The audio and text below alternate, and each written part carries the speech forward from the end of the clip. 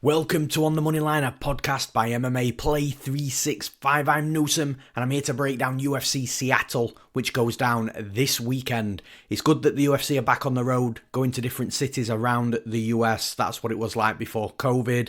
It's great to, at least for the fans of these different cities in the US to actually get a UFC event. And then from our perspective, it's always nice to have a crowd as well. Although I am probably in the camp of not minding a UFC Apex event once a month, which I talk about very often anyway. But yeah, we're in Seattle. We're going to have a crowd. We're going to have the big cage as well, which of course is one of the main differences between the Apex and when the UFC is on the road traveling. And then the final thing, just to cover really quickly, which I believe was news just before the UFC event started last weekend at Vegas 102, is that the new UFC gloves are no longer in any sort of operation. The UFC are back to the old gloves. That includes fight nights as well. So there was a lot of confusion with this. And I reported a couple of times what I was hearing, but then, like I say, the confusion was there and the UFC was, sort of doing what they thought was best at the time.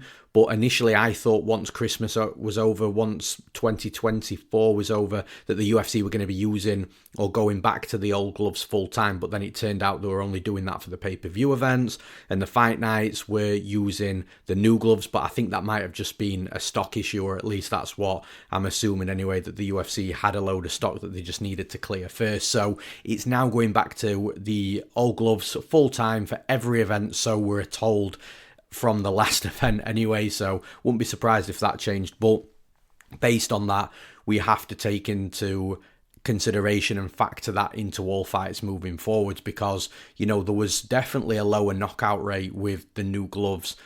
We were hearing fighters saying that they hit a little bit softer, and yeah, like I say, in my opinion, especially with the data backing it as well, it does make a difference to how you do and analyze some certain fights, especially when it comes to the big heavy hitters and fighters that maybe do have more durability issues than others. It definitely played a factor on how you analyze the fights, depending on whether the UFC were using the new gloves or the old gloves. So now that it seems to be streamlined all back to how it was before the new gloves came into effect at the middle of last year, it's good to have that clarity now that the UFC are using the old gloves moving forwards. And just before we get into these breakdowns, as always, if you want to jump into the action this weekend, then you can do so at MMA Play 365. We've got something for every type of gambler, whether you're a long-term gambler that likes to make your own final decisions, but just likes to read the analysis of what we've got. We've got a long-term gamblers section, which includes full written breakdowns of our recommended bets, along with betting strategies that you can play as well. We've got the section for official bets, which is the bets that I make, that I personally put my money on from the Handicapper side. So if you just want to tail exactly what I'm betting on, then we've got that section for you. And we've also got a fun gamblers section as well. So if you love the long shot parlays, maybe you want us to build the parlays for you, maybe you want to build your own parlays, we've got everything in that fun gamblers section. And then of course, all of our subscription betting packages come with Bayes AI, our UFC prediction software, which gives you a percentage prediction for every possible outcome of every UFC event every single week. That's all at MMAplay365.com. And with the introduction out the way, with the promotion out the way, let's get breaking down some fights. And as always, we start in the main event. 5 rounds. It's a fun 5-round main event as well. We've got Henry Cejudo versus Song Yadong. And in my opinion, this is a pretty difficult one to predict. And if you're betting it, I think it makes it even harder, because the side that you would probably initially prefer to bet is the Song Yadong side. But the thing is, Song Yadong, depending on where you look, is anywhere from like a -250 to like a -300 favourite. So the line's really wide. And I don't think, in my opinion anyway, there's a lot you can really do with that. So then you instantly have to look at the underdog side, which is Henry Cejudo. And is the juice worth the squeeze with Cejudo? Like, there's a lot of questions coming from Cejudo, at least from my opinion anyway. Like, how hungry really is he? Like, if he's not on his game here, or if he's just out there to spam takedowns and not really set things up, then look, we've seen a pattern. We've seen a couple of patterns recently of fighters that, in this exact specific fight, a fighter that needs to get the fight down to the mat, and will have some success early but then struggle, and then the fighter that's defending the takedowns suddenly starts really growing into the fight, sees the takedowns come in, then they're keeping the fight standing, and then they're lighting the fighter up that's trying to wrestle, and when the fighter that's trying to wrestle can't wrestle, you can see the morale breaking inside the cage, and then the fight just really starts slipping away from them. And then the other pattern that we've seen are these exact types of fights where, you know, the former UFC champion or the UFC veteran that's still got something left to give is coming into a fight against a younger, hungrier, quicker fighter, and they're just not quite getting the job done. So again, there's a couple of patterns here that sort of aren't on Cejudo's side, but at the same time you have to treat every fight as a singular fight, because that's exactly what it is. You know, Cejudo might not be in the same place that a couple of those fighters that are showing those patterns are. And yeah, it's just, for me, the big question is, how hungry is Cejudo to win this fight? Because if this is a Cejudo that's absolutely motivated, that has been training as he was training when he was a UFC champion, that's a version of Cejudo that I think gives Song Yadong problems all day long. Like, that version of Cejudo beats Yadong's Song. But if this is a fighter in Henry Cejudo that's maybe not quite as motivated, and he's coming in the cage thinking that he should be able to run through Song Yadong because he's fought better level competition, he's been a former UFC champion, and Song Yadong isn't at that level, then there's a chance that he might get really surprised with what Song Yadong's got to offer. Like, I go back to the Song Yadong and Ricky Simone fight. I bet Ricky Simone in that fight, and I thought Simone would have the opportunities to get the takedowns, maybe not get a ton of top control time, but just take Song Yadong down at will, and it just did not work out like that at all. And in fact, that was one of those fights that falls into the pattern of the relentless wrestler just can't get the fight down to the mat and then gets pieced up on the feet because of it. So there's a chance that this fight does play out like the Ricky Simone fight. But the thing is with Henry Cejudo, like, this guy only loses to the best. And I know at some point his time's going to come where he stops only losing to the best and he loses to fighters that are out of that sort of top 3 to 5. And this might be one of those fights, but you know, pre-fight, he lost to Mighty Mouse all the way back in the day before he was even a champion, but Mighty Mouse was literally taking everybody out at that point. And then he loses a split decision to Joe Benavidez, which, you know, you watch that fight back, I'm pretty sure Dana White apologised to Cejudo as well because the decision was bad. So Cejudo, in a lot of people's eyes, won that fight. And then Cejudo loses, he's on a 2-fight losing streak now, losing to a split decision to Aljamain Sterling, which could have gone his way. I'm not saying that it was a bad decision, but it could have gone either way. So he lost to Aljamain Sterling on a split decision, and then his last loss was to Merab Dvalishvili, who's now the absolute undisputed champion. You know, he's taken out everybody that he's fought, and he's by a country mile the clear, you know, champion of the division. So there's no shame in that loss either. And then you get Song Yadong, and look, Song Yadong has fought for a long time in the UFC. Still don't believe it's the age he is, by the way. But, you know, he was trading some wins and losses, you know, whilst he was rising in the UFC, which is fine, it's normal. But then the 2 real big step-ups in competition that he had was Corey Sandhagen and Petr Yan. And Corey Sandhagen soundly beat him, Petr Yan soundly beat him. And now he's got Cejudo, who I would put in and around your level of Petr Yan and Corey Sandhagen. So it's a tough one. It's really a tough one because you can make an argument for both sides. Obviously, you know, Song Yadong is still, you know, according to what we're reading on paper, is still young and improving, and he's got a ton of experience. But it seems like the step up in competition that Song Yadong is having right now into, you know, the business end of the division is falling short on, whereas Henry Cejudo's only losing against the fighters at the top of the division, which you wouldn't put Song Yadong in the same category as an Aljamain Sterling or a Merab Dvalishvili. So it's a tough one because Henry Cejudo could absolutely come into this fight, look his age, not be that motivated, not get the takedowns, and Song Yadong make it look easy. But like I say, if there's any sort of motivation coming in from Cejudo, if he's trained how he's been training, you know, throughout his UFC career, especially when he was around as a UFC champion, then it's going to be a difficult night for Song Yadong. I'm torn between this fight, I really am. And in these types of fights, as most people know that listen every week, more often than not, I will side with the underdog. So for those reasons, I'm picking Henry Cejudo to win this fight. And in the next fight in the co-main event, this is an interesting fight because it's a rematch, but not a rematch from a fight that was in the UFC. It was a rematch from way longer before that. We've got Brendan Allen versus Anthony Hernandez 2. Now, this is a rematch from actually an LFA title fight, which was 7 years ago, back in 2018. Man, both fighters were so young there as well, like just making, the pretty much at the start of the professional career, if you like, just making a name for themselves and looking to grow and potentially get the UFC call. And I actually think it's quite fitting that they have their rematch right now, 7 years later. Both fighters are way better, way more developed than what they were, back then in LFA 32, 2018. But now they're both sort of in and around the top of the UFC division. They've both been headlining UFC events. So yeah, I kind of like this co-main event. The only thing my only criticism of this is it's not one of those featured co-main events that's 5 rounds, because the previous fight was a title fight, so it was over 5 rounds and it did go to a decision as well. I kind of wish that this fight was also 5 rounds and we did get to see it play out for a full 5 rounds, should obviously it get there. Now, like I say, that's my only criticism, but for 3 rounds, I'm not sure how much it really changes.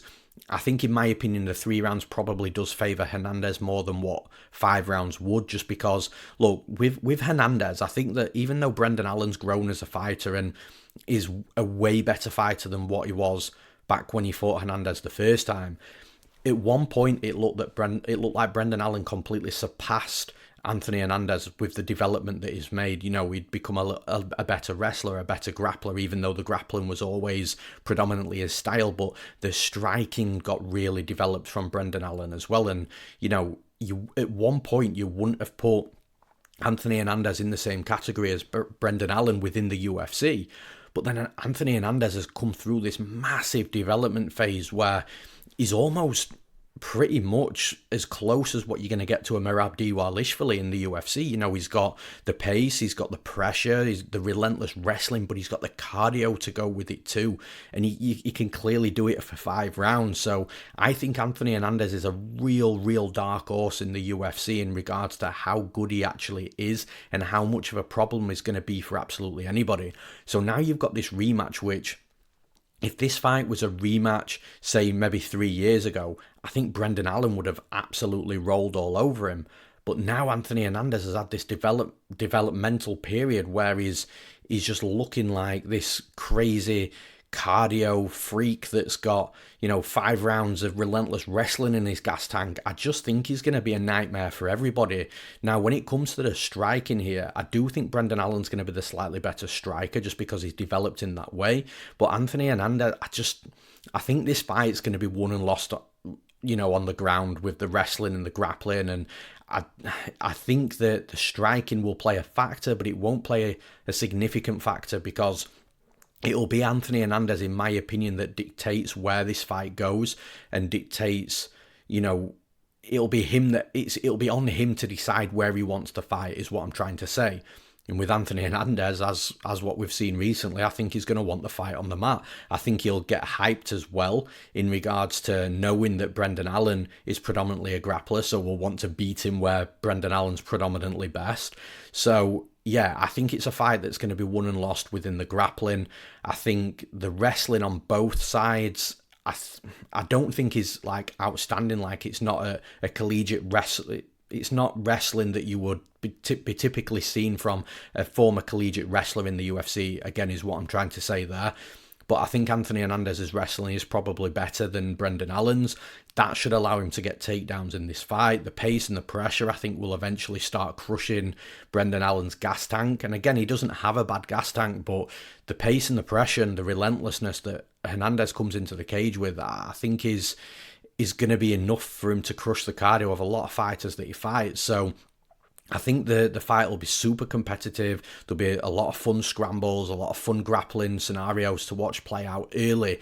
But the longer the fight goes on, the more I think that Hernandez grows into the fight and does start getting on top of Allen, spends a little bit longer on him in regards to the minutes of the rounds, and then the fight slowly starts pushing into the way of Hernandez, and then Hernandez can see the fight out from there on. Now, Hernandez won the initial fight.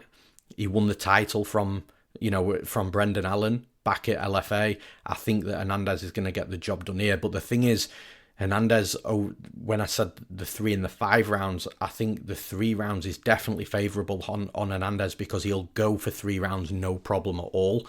I think if it was 5 rounds, then Brendan Allen may have a chance of hoping that Hernandez just gasses himself out by overworking, and then maybe Allen could have something left in the tank to potentially squeeze a couple of... He basically had 2 extra rounds to potentially steal a couple of rounds along the way.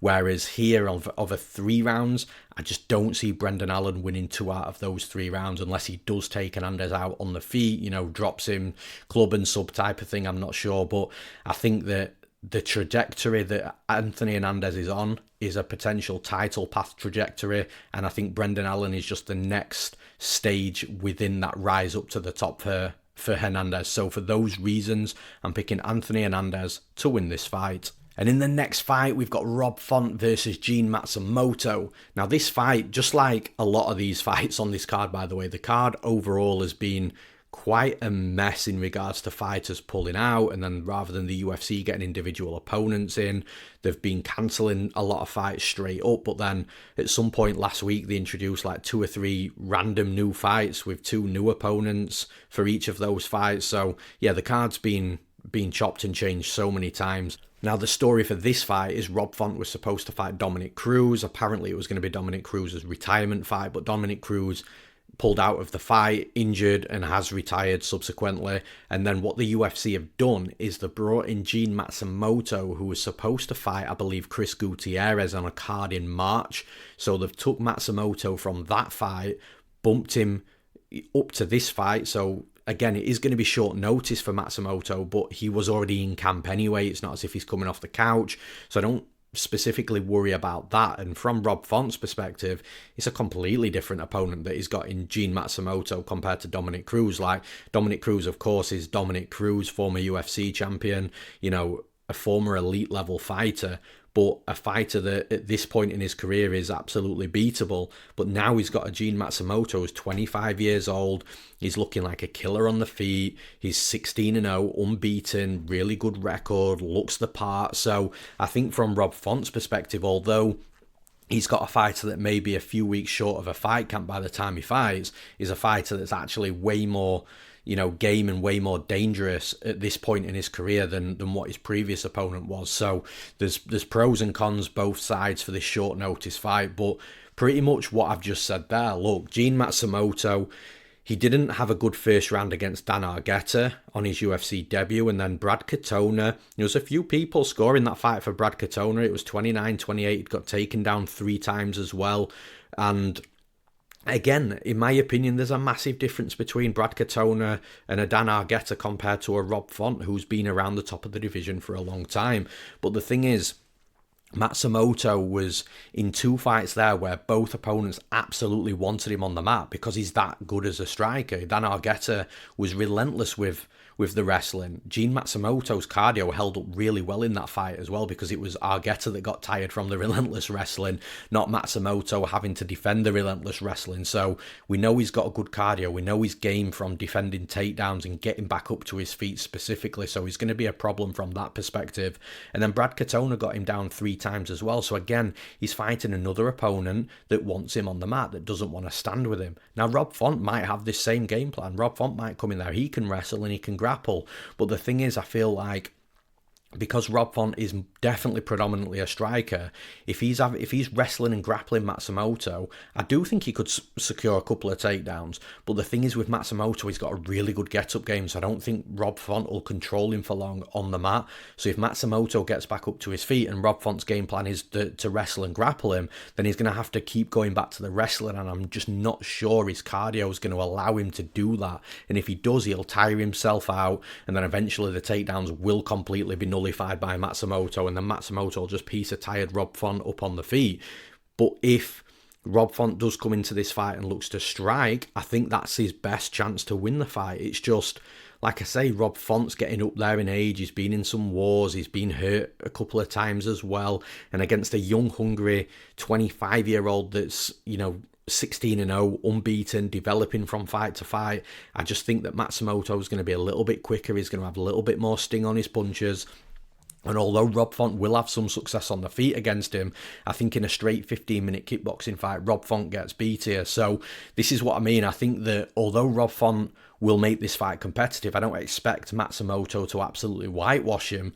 But I think if Rob Font comes in with a wrestling and grappling game plan, it'll work, but only for so long, and then Matsumoto will take over. And if he comes in with a striking game plan, I think Matsumoto is just going to be a little bit quicker, move a little bit better, and have a little bit more sting on his punches to be able to steal a couple of rounds from Rob Font as well. So whichever way this fight goes, whatever Rob Font tries to do in this fight, I just feel like Matsumoto is going to have an answer for, is what I'm basically trying to get at. So for those reasons, I'm picking Gene Matsumoto to win this fight. And in the next fight, we've got Gian Silva versus Melsik Baghdasaryan. Now, the first thing that I'm going to talk about here is the betting line, because I think it's absolutely sickening that we've got Melsik Baghdasaryan as a plus 450 underdog with Gian Silva at minus 650. Like, this is a type of betting line where I would expect Gian Silva to be a minus 650 favourite over a fighter. Say if Melsik Baghdasaryan was the initial opponent and he pulled out a couple of weeks away from the fight, and then the UFC brought a debutant in, that's where I'd expect Gian Silva to be like minus 650, maybe minus 800, maybe minus 1,000. Yeah, that's the type of betting line I'd expect it to be. Not against Melsik Baghdasaryan, who is a solidified UFC fighter who's had a fight camp. Like, it just seems absolutely wild to me, to the point where I do think, is it actually a trap? Like, is Melsik Baghdasaryan absolutely going to get whitewashed in this fight? Is Gian Silva really going to look like a minus 650 favourite? Like, the line's that bad that it almost makes, not almost, it's absolutely making me second guess what I thought. Like, coming into this fight, look, if Gene Silva's like a minus 200, minus 250 favourite, okay, get it, understand completely. But at minus 650, man, that's like, Melsik Baghdasaryan is a very, very good striker. Now, Gian Silva does have the extra path to victory because I do think he can wrestle and grapple, and Baghdasaryan has had issues in the past with fighters trying to wrestle and grapple, but it's not as if Gian Silva's like a Merab Dvalishvili or a Habib or an Islam Makhachev that has got that, that solid path to victory within the wrestling and grappling. That's where they fight. That's where they always go to. Gian Silva will mix things up. He's got a striking game as well. He's also dangerous striking. So I can understand. This is why I can understand absolutely if he was like a moderate favourite in this fight. Like I say, if he was minus 200, minus 250, because he is a dangerous striker. He has got some wrestling. He has got some grappling. But Melsik Baghdasaryan, look, if this is a 15-minute kickboxing fight, man, Melsik's going to be live. He's absolutely going to be live. Like, his kickboxing is sharp, it's accurate, it's crisp. He's got a kickboxing background. Like, he's had combat fights in kickboxing outside of MMA. So, like, Baghdasaryan is got a legitimate path to victory if a fight plays out a certain way. So the fact is, like, a plus 450 underdog just seems crazy to me. And I know that Gian Silva's everybody's new favourite fighter. I get it. He's super entertaining. He's got a really cool personality. He's somebody that you can get behind. He's also fighting out of the Fighting Nerds gym as well, which is still one of the rising gyms globally. And they're based out of Brazil. They've got some, sick fighters in there. Obviously, the coaching's really great. They've got what seems to be really good morale inside the gym. Everybody's hyped, everybody's firing on all cylinders, and I get that, right? But I want to take you back to a specific fight that you might not think has got any relevance to this fight whatsoever, and stylistically and with the names it hasn't. But I want to talk about Mauricio Hufi versus James Yontop. So Mauricio Hufi was another hyped fighter out of the Fighting Nerds gym. You know, devastating Dana White Contender Series win for him. Then he comes in, makes his UFC debut against Jamie Mullarkey, who Jamie Mullarkey is a UFC vet. Absolutely looked amazing against Jamie Mullarkey. So now everybody's hyped on him, and he comes in and he fights James Yontop. Now, James Yontop is a fighter that, you know, doesn't have the hype. Not many people are that high on him. Has lost a couple of fights in the UFC. And then you get Mauricio Hufi as like a -800, -900 favourite. So you're thinking, okay, well, I actually kind of get that at this point because of, you know, how aggressive, powerful, hyped that Hufi is. And he's coming out of this Fighting Nerds gym. And then Hufi actually comes into that fight. He has a great first round, then everything falls off a cliff, and then James Yontop's coming back into the fight. James Yontop actually outlanded Hufi in that fight, and then suddenly the -800 on Hufi is looking like Hufi probably should have been like -140, -150, and you're thinking like, damn, the betting market was wrong on that. And I'm kind of getting similar vibes from this fight here. Like Gian Silva, again, is a fighter that's super hyped, out of the same gym. Everybody's high on him. Everybody loves him. Super entertaining. Multiple paths to victory. But then he's -650 in the wrong spot against a fighter that he might, or he probably should be like -200, -250. So again, you do have to treat every fight singularly, like I said with the Henry Cejudo breakdown, but I'm just getting weird vibes from this fight. Like, the line's way too wide. It's completely disrespectful to somebody in Melsik Baghdasaryan who I think has got a legitimate path to victory here, because technically, I think he's going to be the better striker in this fight. Yeah, he might not be he might not be the aggressor. He might not be the fighter that's got the you know, the power and the aggressive nature in this fight. That might sit on Gian Silva, but from a straight up 15-minute kickboxing fight, I think Baghdasaryan beats Gian Silva. It's just Gian Silva, like I say, he's got that aggression, that forward pressure. He can mix it up with a couple of takedowns as well. So that's why I think Gian Silva is the rightful favourite in this fight. But look, it's a betting podcast. I think the line is way too off. I think +450 on Baghdasaryan is ridiculous, and -650 on Gian Silva is ridiculous. So from a straight pick perspective, I'm going to be siding on the betting podcast with the line that I think's way off. So for those reasons, I'm picking Melsik Baghdasaryan to win this fight. And in the next fight, we've got one of those fights that I was talking about a little bit earlier in regards to fights that have just randomly come through last week. We've got Alonzo Menifield versus the UFC newcomer Julius Walker.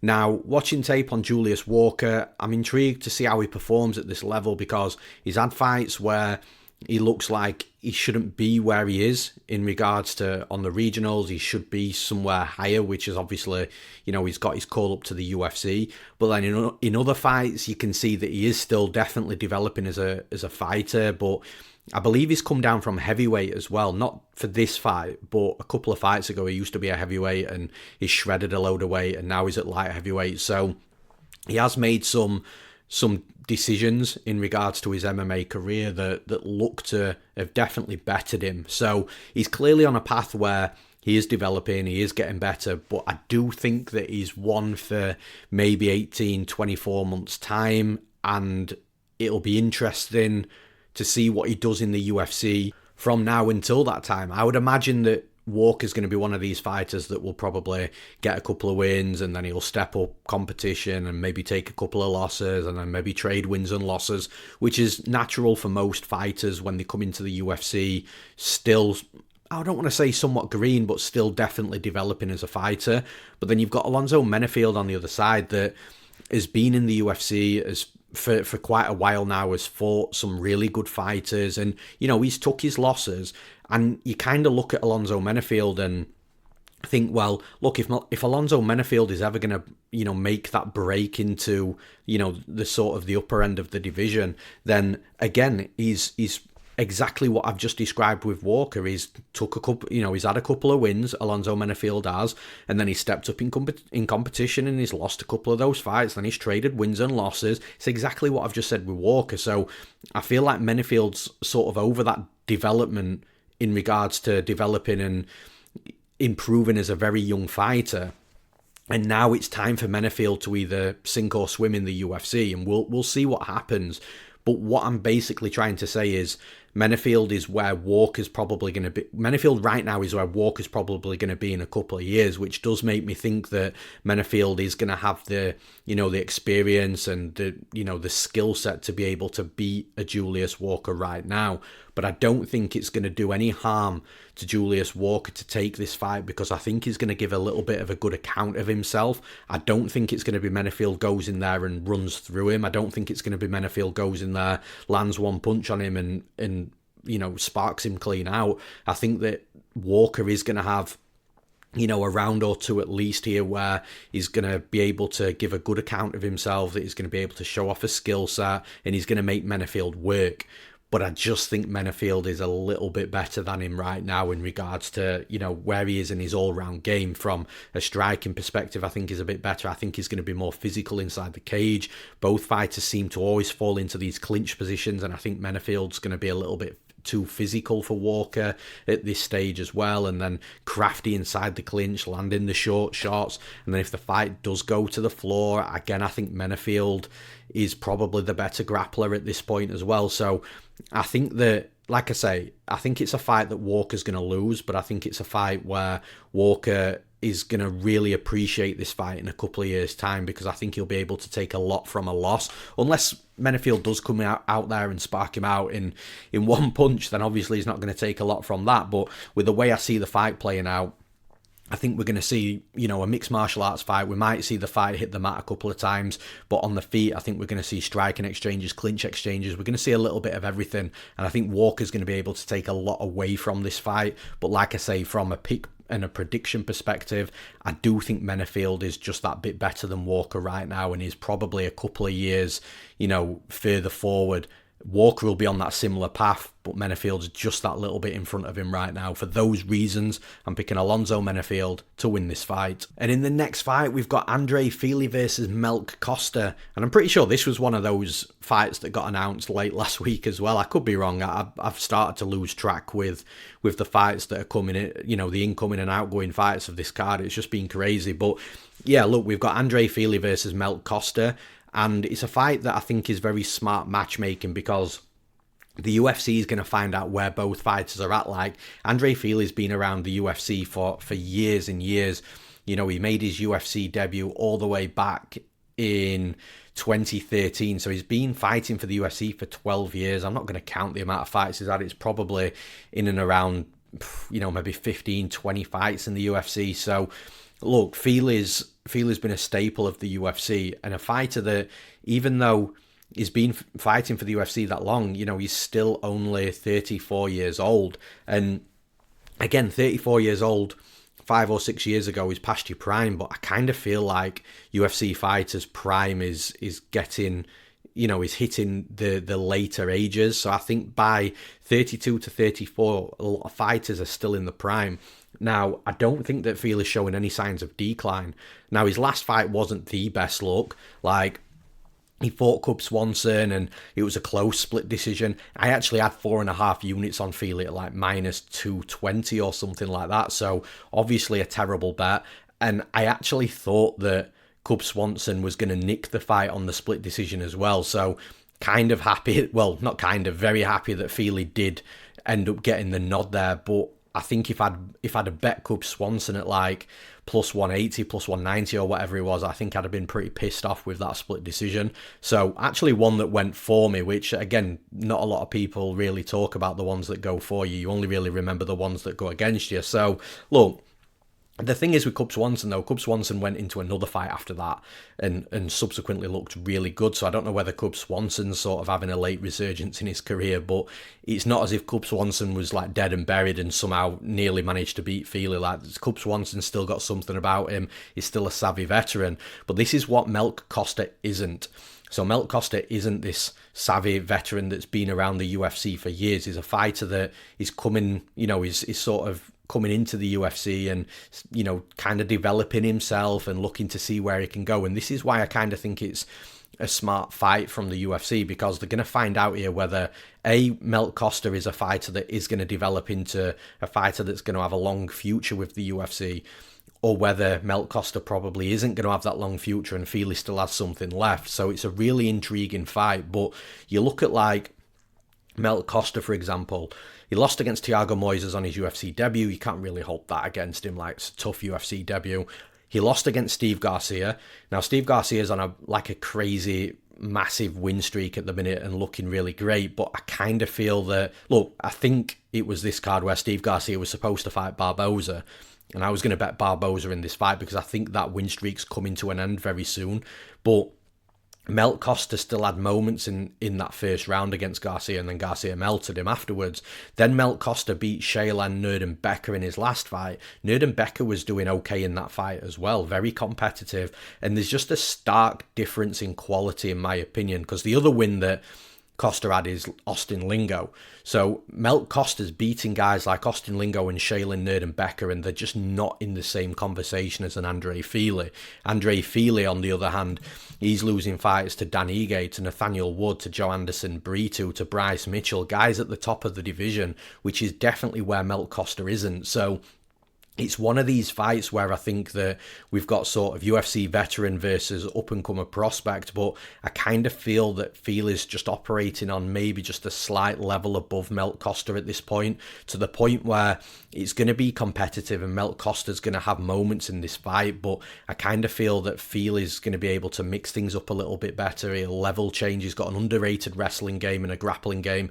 He'll level change and mix things up if things get a little bit too harsh on the feet for him. If Costa is a little bit faster and does have a little bit more sting in his punches with him being slightly younger, I'm not saying he is going to be faster or he is going to hit harder, but if it turns out that he has got that speed and power advantage, then Fili can mix things up, take the fight down to the mat, and just be a savvy veteran to just do what he needs to do to steal the fight away from Costa. And that's kind of the fight that I'm seeing here. I think Fili does a really good job striking, switching stances, which again could cause a bit of confusion on Costa if he's constantly switching stances and throwing Costa's reads off. Costa's having to change his combinations depending on what stance he's facing from Fili. So I just think Fili's going to be a little bit too savvy and a little bit too tricky for him in this fight, and use the experience and the veteran qualities that is acquired over the years of fighting in the UFC to just do enough here to beat Costa. So for those reasons, I'm picking Andre Fili to win this fight. And in the next fight, I've got a feeling like this fight's going to be the one that a lot of people talk about this week in regards to being split on, you're going to have the people that are sure on one side, the people that are sure on the other side. But we've got Iwan Cutelaba versus Ibo Aslan. And it is a very intriguing fight because I kind of feel from Aslan's perspective, and it's not his fault, that we're still so unsure on Ibo Aslan. Like, you look at Aslan's 3 fights under the UFC banner. The Contender Series fight was against a fighter that, without sounding disrespectful, and I don't mean it in a disrespectful way, but, from a levels perspective, he shouldn't have been in there with Ibo Aslan, and Ibo Aslan did what he needed to do. Then Aslan has this fight with Turkali, which is a rematch from a fight that he had in Brave where Turkali beat him. And in that fight, Aslan looked good in some moments. He looked bad in some moments. He had his eye completely busted up. And then he found the knockout in the 3rd round. And that was one of the question marks people had because of the way he fights and how aggressive he is. How does he look in the 3rd round? Well, I'm not saying that he looked absolutely phenomenal in round 3, but what you can't take away from him is a big knockout win that happened in round 3. But still, the jury's still out on Aslan because Turkali isn't regarded as a UFC caliber fighter by a lot of people at that point, and I don't believe he's still signed with the UFC either, so it kind of backs that point up if I'm right in saying that. So then, like I say, the jury's still out on Aslan. Then he fights this Raffael Cerqueira, which we'll talk about a little bit later on because it is actually going to be part of the last breakdown of this podcast. And Raffael Cerqueira was a little bit of an unknown himself, struggled to find any sort of, tape on him and footage on him. There's not really a lot out there. I said at the time when I broke that fight down, Aslan versus Cerqueira, that I kind of think Cerqueira's team potentially contacted the promotions that Cerqueira had fought for and purposely pulled a lot of his fights, so he was an unknown commodity. But then Aslan goes, and I had a gut feeling that Cerqueira was probably not going to be up to scratch, especially in that fight. And Aslan goes out there and absolutely destroys him, lands like a 30-punch combination. So very early on, Cerqueira didn't have any sort of chance to show what he was about. And Aslan, again, we didn't see too much of him. So I kind of think Aslan's, again, the jury's still out on him. It has to be because I just want to see at least a couple of rounds against competition that we know of, and it's probably going to be this fight, and I really hope it's going to be this fight that we see a couple of rounds of, because Ion Cutelaba is a fighter that isn't an unknown commodity. We know exactly who he is. He's an aggressive fighter that's got a Greco-Roman background, Greco-Roman wrestling based background, that he doesn't really use it too much.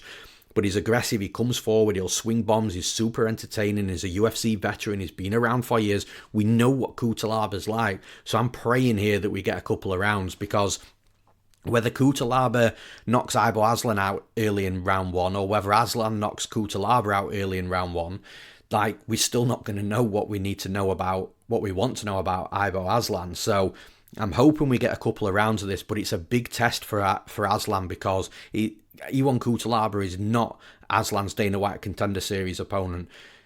Ion Cutelaba is not Anton Turkalj. He's not Raffael Cerqueira. He's a fighter, like I've already mentioned, that's been in the UFC for years, is a UFC vet, has fought the best fighters in the division. He's earned his stripes in the UFC. He's won fights, he's lost fights, but he's still around and he's still performing at the highest level. So it's a really, really interesting fight. Now, from Aslan's perspective, one thing that I didn't like to see, and again, I'm only basing this from what I've seen on Instagram, and it's the reason why I look at fighters' profiles on Instagram to see where they're training. Now, it looks to me from Instagram that Aslan has not done this fight camp at Extreme Couture, which he has done previously. It looks like he's gone out to Tiger Muay Thai.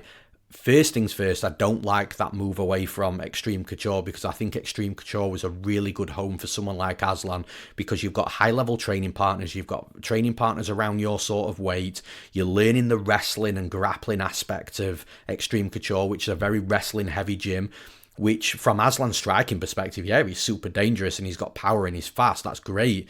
So from his development perspective, stay at somewhere like Extreme Couture. So I don't know the ins and outs of why he's not there. I don't know whether a visa's run out or something. I'm just not sure. But he had some real high-level training partners there, including Sean Strickland, which I think would have been perfect for this sort of fight against Ion Cutelaba. The second sort of issue that I take with Aslan is, if you're going over to Thailand, and look, I'm not discrediting Tiger Muay Thai. They've got an absolutely legendary history in combat sports and in MMA as well. But the absolute place to be in Thailand right now from an MMA gym perspective is Bang Tao Muay Thai. Bang Tao Muay Thai is the gym that's got all the UFC fighters, UFC champions training there. The two owners are the Hickman brothers, who were the two owners of Tiger Muay Thai back in the day. And then you've got, I think Alexander Volkanovski's got some sort of ownership in there. So Alexander Volkanovski's there. Like I say, that's where every man and his dog that are training MMA at the highest level are going there at this point. So why Aslan chose Tiger Muay Thai over Bang Tao, I would have definitely preferred him over at Bang Tao Muay Thai, opposed to Tiger Muay Thai. So again, like I say, there's a few things that just seem I'm a little bit unsure of decisions that Aslan's made for this specific fight. And I think it's kind of crucial, because he's now fighting a solidified UFC level opponent in Ion Cutelaba that is in and around the top 15 of the division, and beating guys in and around the top 15 of the division as well. So I would have really liked to have seen Aslan stay at Extreme Couture for this fight. But like I say, I don't know all the ins and outs, so I'm not sure why he's not there. But like I say, I've got to, when it comes to this, I've still got some question marks on Aslan, which again, some aren't his fault, like the last fight, him finishing somebody in like a ridiculously quick time with a super aggressive performance is absolutely what he wants to do. But from an analysis perspective, there's not a lot you can take from that, which is, again, is going to lead to some questions of how he's going to compete with UFC level fighters that are veterans that have been around for years, which is exactly what Ion Cutelaba is. I think Ion Cutelaba can strike with anybody. If you're super aggressive, I think that suits Cutelaba. Then Cutelaba's got this wrestling game where he can take you down and he can do damage on top of you, and he can allow you to, to overwork early in a fight, and then when you tire out, Cutelaba will still be there. He's still got those experienced veteran qualities about him because he's fought in the UFC for so long.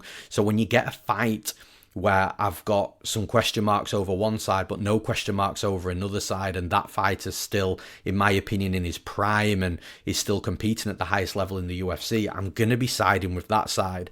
And then also Cutelaba's an underdog as well, which makes it a little bit of an easier pick to make because, again, as I always say when I'm unsure, more often than not, I will side with the underdog. It just so happens the underdog is the side here of the fighter that I am sure about in regards to I know who he is and I know what his qualities are like. So for those reasons, I'm picking Ion Cutelaba to win this fight. And in the next fight, this is definitely one of those fights that was added late last week as well. We've got Nursulton Ruziboev versus the newcomer Eric McConico. Now, Eric McConico, he's 34 years old, so he's definitely coming into the UFC later in his career. But again, like I mentioned earlier, the fighters in the prime seem to be getting a little bit older. So at 34 years old, likely in his prime, likely the right time to join the UFC. Fights out of the MMA Lab, which of course is, one of the best gyms in America from an MMA perspective.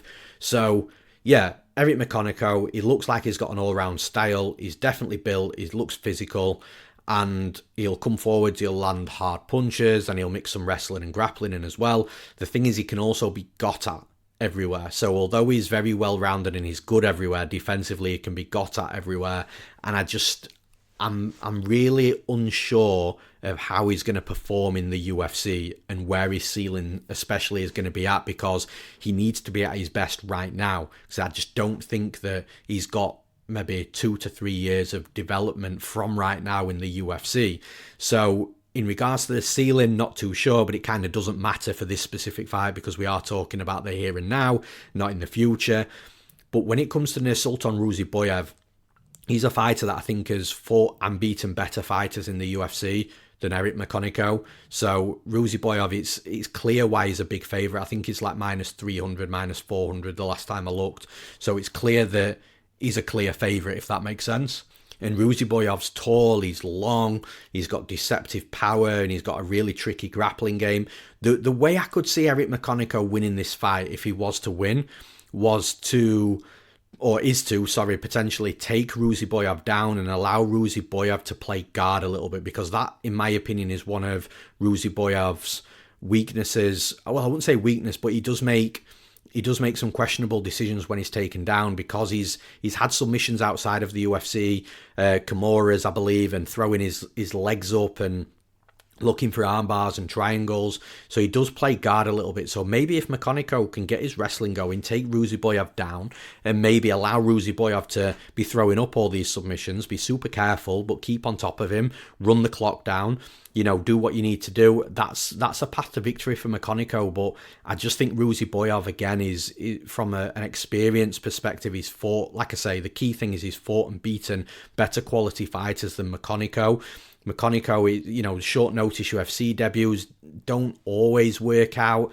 And then, like I say, Ruziboev's very tricky because of his length and his power. And like I say, I just think that Ruziboev's just a better fighter all round wherever this fight should go at this point in his career. So for those reasons, I'm picking Nursulton Ruziboev to win this fight. In the next fight, we've got Ricky Simón versus Javid Basharat. Now, the Basharat brothers are really solid fighters. I believe it was Javid that was first in the UFC, started his UFC career, and then Farid came in afterwards. And I understood it from, at least my perspective anyway, that it was Javid that was probably the better out of the two, but I'm kind of unsure about that now. And that's not a knock on Javid Basharat.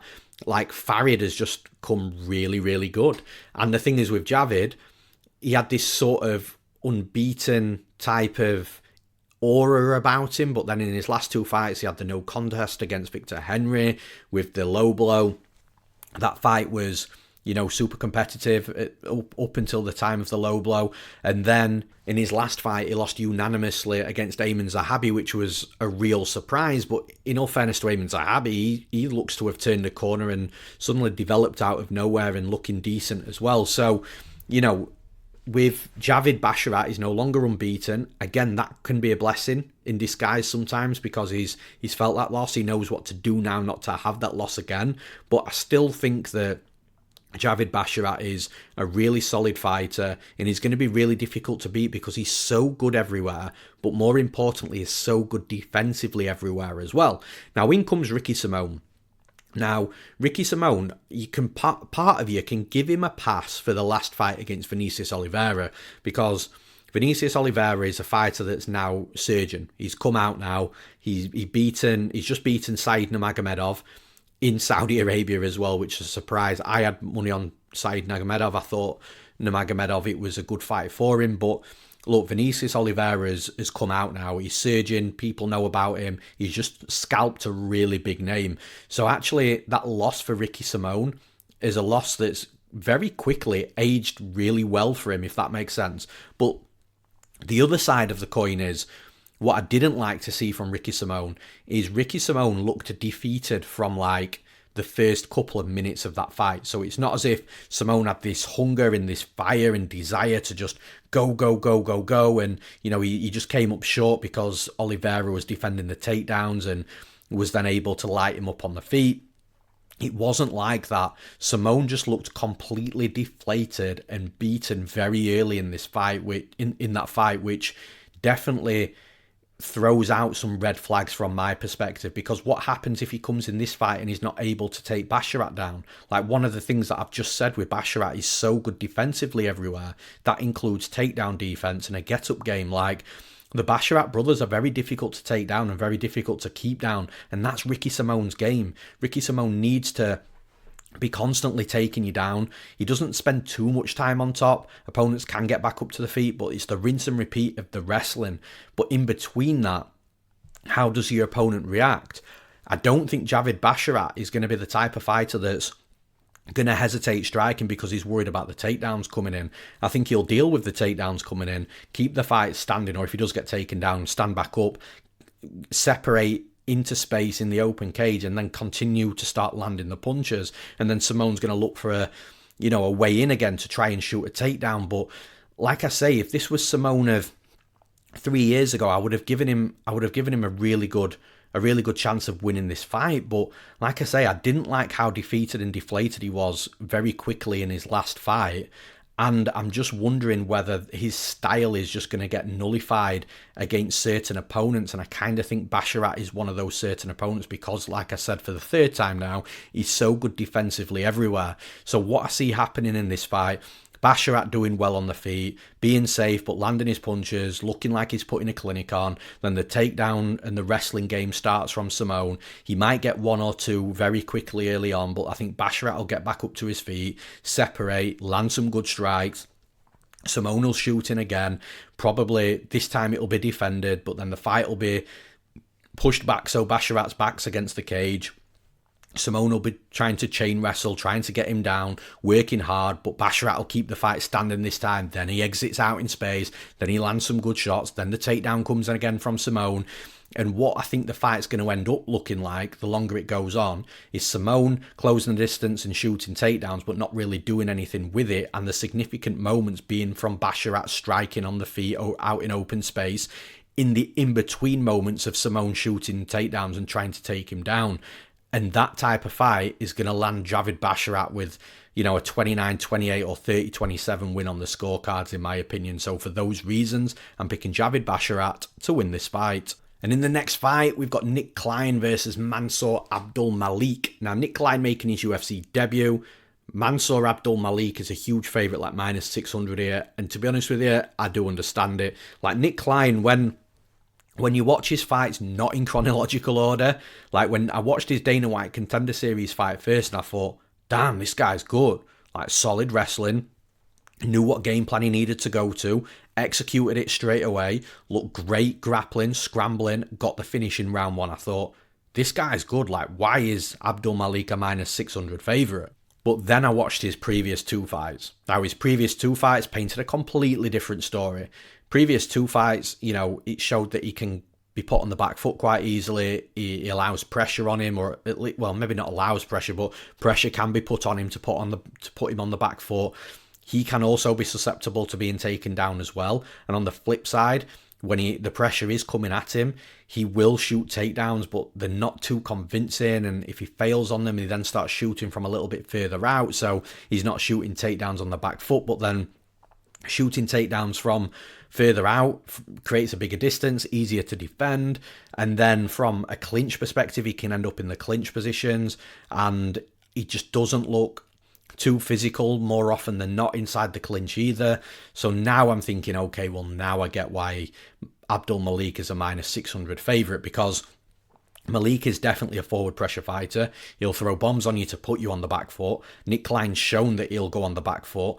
And then Abdul-Malik is a fighter that will either pin you against the cage and is massively physically, or at least he looks physically strong anyway to the eye. So I think he's going to have a physique advantage and a physical strength advantage over Nick Klein against the cage. But then he's got wrestling himself, and Klein has shown that he can be taken down. And then Abdul-Malik has got a very active and heavy top game where he'll land ground and pound. And what I think is going to happen here is I'm not sure whether Klein's going to shoot early. If he does, I think that Abdul-Malik's going to defend it, and then Klein's just going to be like, holy shit, I've now felt this guy physically. I've now tried to shoot on him. He's not going to get taken down very easily, and he feels super strong. Like, what am I going to do? And then Abdul-Malik's going to come forward, land bombs on him, put Klein on the back foot, and then from that point, I think Klein is just going to probably know within himself that this is not a great fight for him.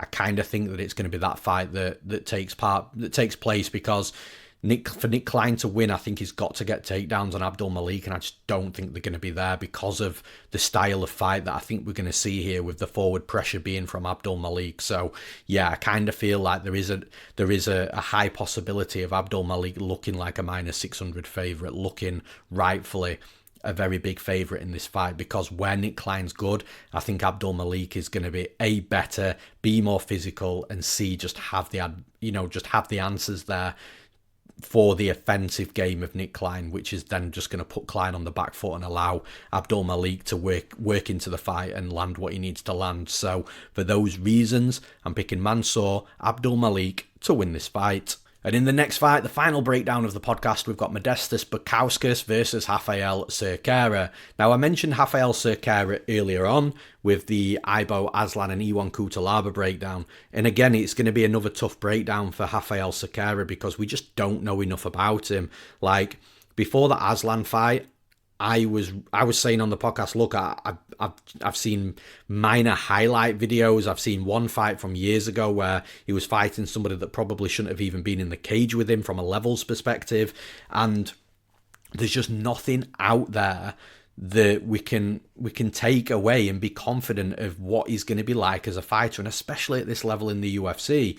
Like, we know he's training with the same gym as like Jailton Almeida, but just because he's training in the same gym as somebody who's a solidified UFC fighter doesn't mean that you're going to be as good of a fighter as that UFC fighter. It just means that you've got a good training partner, but that doesn't always mean that you're going to be a legit fighter yourself. The thing is, we still don't know. We still don't know with Raffael Cerqueira. But what we do know is that he can be backed up and be unloaded on and not have too many answers for that type of, for that type of aggression and forward pressure. Now, Modestas Bukauskas, I don't think is going to do what Ibo Aslan did, which makes this fight, again, even more uncertain. Like, you just don't know. Like, Bukauskas is less aggressive and powerful, like what Aslan did, for example. But what he does do well is a technical striker. He'll pick you apart. He can mix things up with the takedowns and the wrestling and the topside grappling. Bukauskas has got a good all-round style, but he's definitely more patient, more precise, and picks and chooses the opportunities where he does engage. So it's a completely different fight to Ibo Aslan. So again, if we had a version of Bukauskas, if we had a fighter that was another version of Aslan, you could make solid analysis to say, okay, well, we've seen this fight before because Aslan's just ran through him in the same way that this guy's gonna. But Bukauskas is a different type of fighter. So again, we're back on the question marks of the question marks and the concerns of, well, how does this fight play out? How can you be confident predicting this fight? Like, Bukauskas, is he a better quality fighter? Well, we've got no idea. Is he a better quality striker? I don't know. Is he a better wrestler? Don't know. Is he a better grappler? Don't know. So, to put it bluntly, like, I don't mean to sort of cop out on this fight. I'm just being straight. Like, you've got a fighter who's a massive favourite in Bukauskas, who I think is like -300, -350.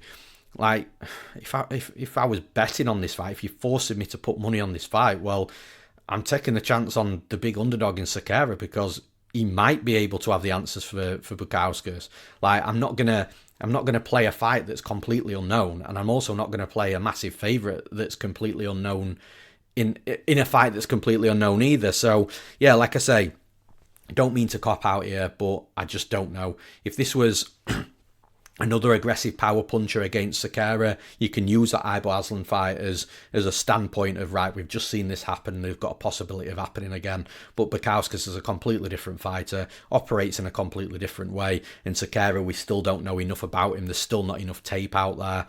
I don't know. So yeah, look, the fight, like I said earlier on, a little bit like Cutelaba and Aslan. Normally, like I say, more often than not, I will side with the underdog, but I just don't know enough about the underdog to side with the underdog in Raffael Cerqueira. I know that Bukauskas is a UFC level fighter. I don't know that about Cerqueira. So from a straight pick and prediction perspective, I'm just going to side with the fighter that I know is a UFC caliber fighter. I'm picking Modestas Bukauskas to win this fight.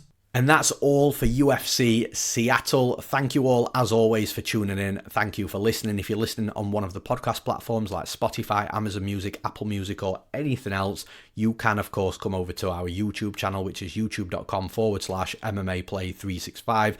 On there, you can reply to the videos. It is normally me, or it is always me, sorry, that does reply to any comments on the YouTube channel.